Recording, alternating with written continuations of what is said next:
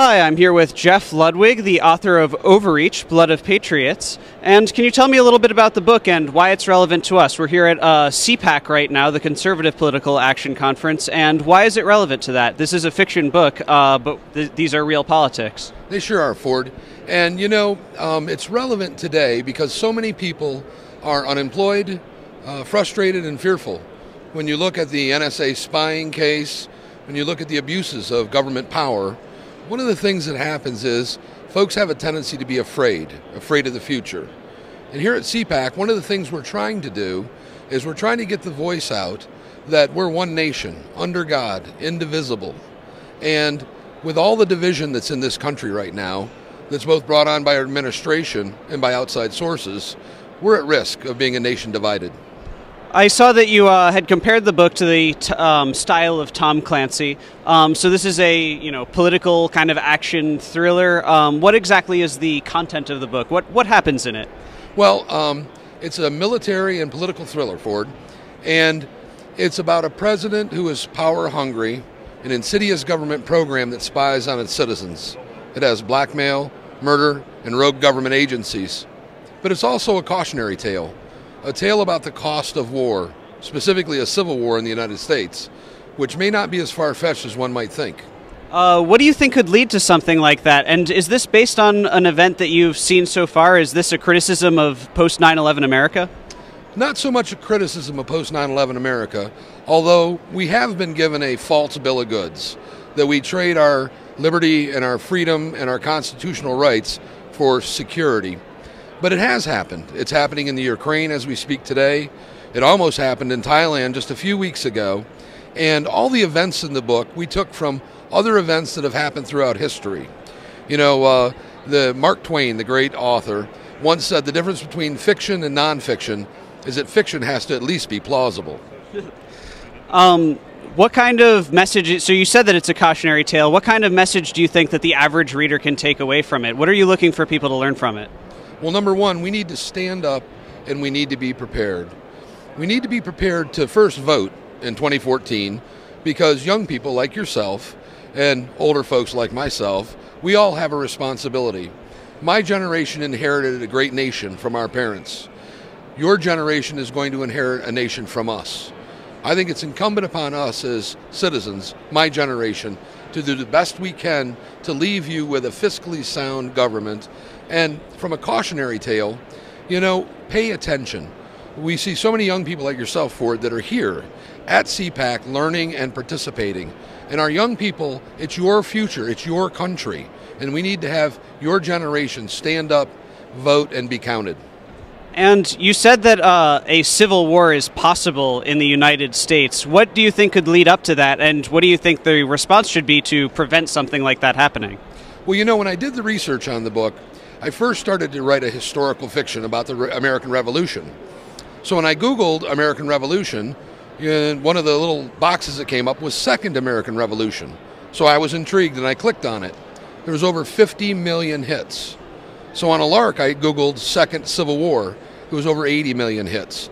And as I began to look at the websites and the YouTube videos and the postings, what I saw were that millions of Americans are so frustrated and fearful that they think a revolution is right around the corner. They think our government is pushing us into a box that they may have to fight out of. And as far as a trigger event, you know, economics has caused most of the great wars. When you look at World War II and Japan, it was the economy that pushed it.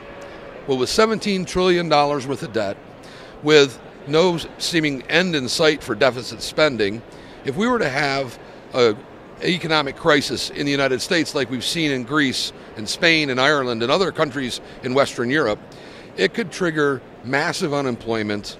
You know, in Greece, they did a tax on savings. They just went to the bank and took 10% of everybody's money. If something like that were to happen, I think a lot of folks would stand up.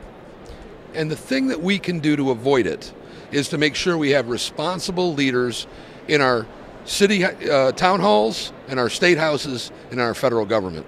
And so you're at the Conservative Political Action Conference. Do you think that this is a specifically partisan issue, or do you think that someone who might identify as a Democrat or a liberal would get something out of your book as well? Absolutely. You know, we went to great lengths. When I did the research and came up with all these hits, my knee-jerk reaction was that most of the folks would be on the radical right. But what I found, it was left, center, and right. And folks are upset about a lot of different things. I think the scariest videos I saw were by Anonymous. And they talked about how they were going to side with the right, that the war was coming, and that everyone should prepare. And there was a series of videos that said, load your weapons, stock up food, war is coming. And then shortly thereafter, a number of other anonymous videos came out and said, no, don't grab your guns, march. Peaceful, nonviolent protest. Some of you will die, but the world stage will see what has happened. So it's across the board, people are afraid. For different reasons, to be sure, but people are afraid. And you know, liberals, Democrats, Republicans, conservatives are all alike, most of them, in several things. They want the best for their families. They want job security. They want to know that they can pass on a legacy that they inherited to their children and grandchildren. So you mentioned Anonymous earlier in reference to a current and real possible civil war. Is that something that's mentioned in your book? Does the group influence your book in any way? And would you say that you're for or against them? And do you think that they're a threat to our society? Well, you know, Overreach, Blood of Patriots is the first of a trilogy. And so in the first book, Anonymous doesn't play a role, but they certainly will in the second and third books.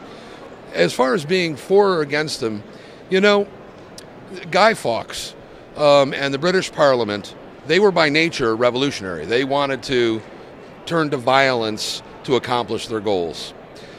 But today, Anonymous means folks that could mean folks that are afraid of government coming after them for exercising their right of free speech.